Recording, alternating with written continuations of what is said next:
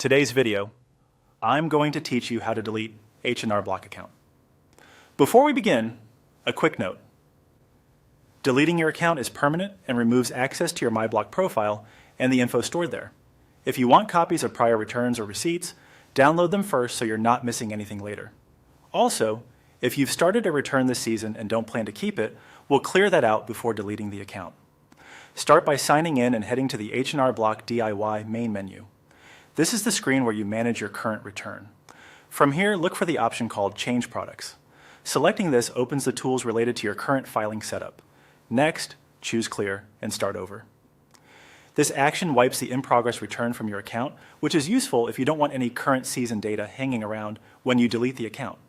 When the confirmation prompt appears, click Yes, clear my return.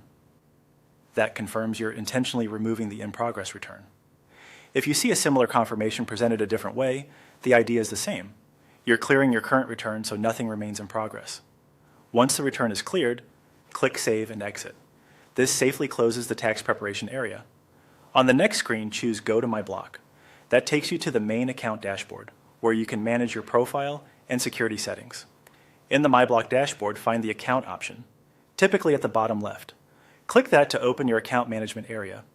Then go to Security Settings. This is where H&R Block places options that affect access and identity protection, including deletion. Now select Delete Account. Pause here and read the details on the screen so you understand what will be removed and what cannot be undone. Deleting your account will remove your ability to sign in and access stored information in MyBlock. It does not undo any tax returns you may have already filed with the IRS or your state. When you're ready to proceed, click Continue. Follow any on-screen confirmations.